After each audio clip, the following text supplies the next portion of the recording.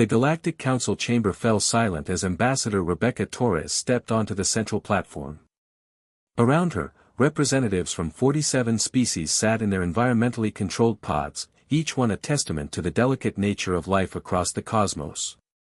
"Humans," hissed the Vexlar delegate through his translator, his 3 eyes blinking in sequence, "you cannot be serious about this petition. Your homeworld is classified as a Class XII Death World. The highest classification possible."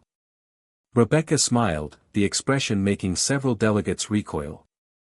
On most civilized worlds, baring teeth was a threat display.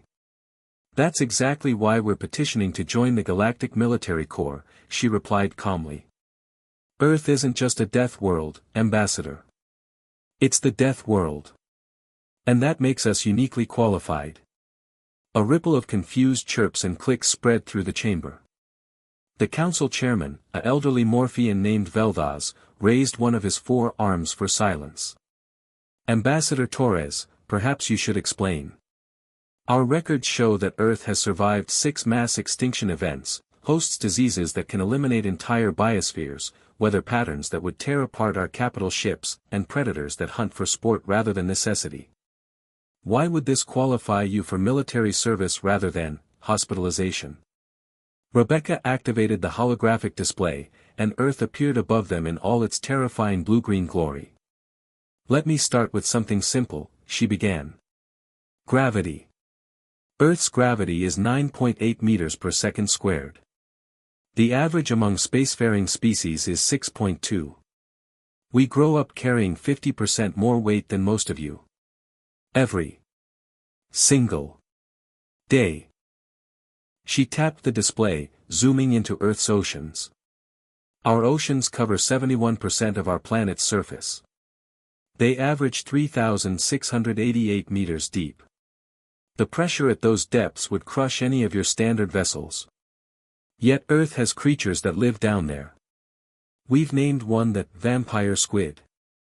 We have things called box jellyfish whose sting can kill an adult human in minutes. We have blue-ringed octopi whose venom causes total paralysis." "This is known," Vel'Thaz interrupted.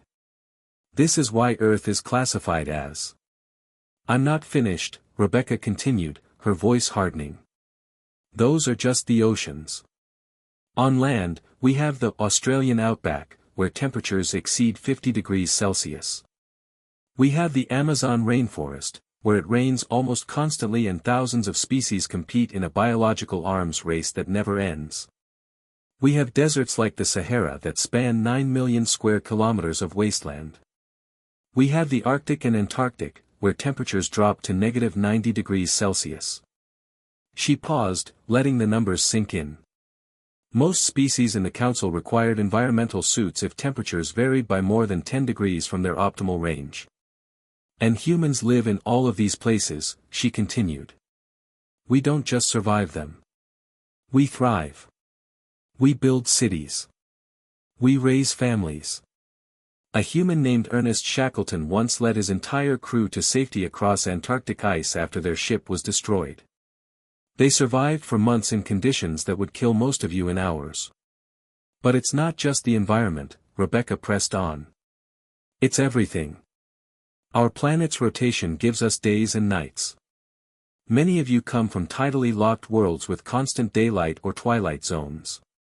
We evolved to function in total darkness and blinding light. Our atmosphere is 21% oxygen, a highly reactive gas that most of you consider mildly toxic. We breathe fire, essentially." A Centaurian delegate spoke up, his voice translated as a musical hum. "But what does this have to do with military service?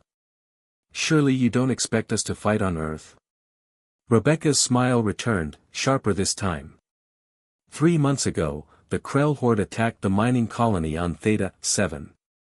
They overwhelmed the automated defenses and took 12,000 workers hostage.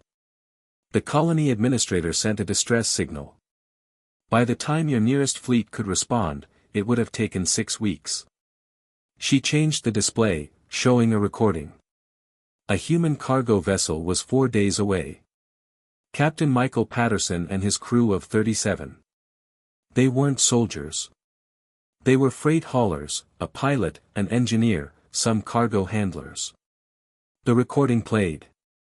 The Krell were a fearsome species, 2 meters tall, armored carapaces, mandibles that could shear through steel. There were 300 of them holding the colony. The council watched as the humans arrived. No weapons, no armor, just their ship and whatever tools they had on board.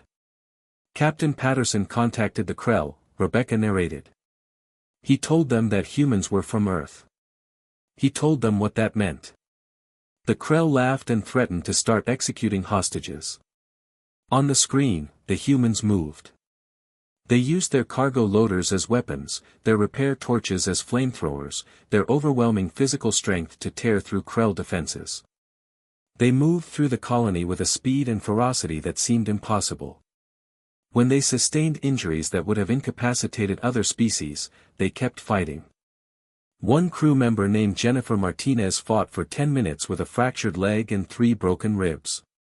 In 47 minutes, it was over. All hostages rescued. All Krell neutralized or captured. The council chamber was silent. That's what Earth produces, Rebecca said quietly. We don't just survive our death world. It made us into survivors. When we see impossible odds, we don't despair. We get creative. We get stubborn. We get angry. She looked around the chamber, meeting each delegate's eyes. You've been fighting the Krell horde for 15 years. You've lost 6 colony worlds. You fight with honor and strategy and superior technology.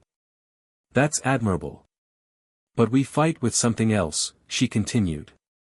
We fight like everything is trying to kill us. Because on Earth, everything is trying to kill us. And we're still here. Veldaz leaned forward. If we accept humans into the military corps, if we give you ships and weapons and training, what then? Rebecca's smile was almost predatory. Then you'll see what apex predators can really do when they leave their hunting ground. The vote was unanimous. Within a year, the Krell horde sued for peace.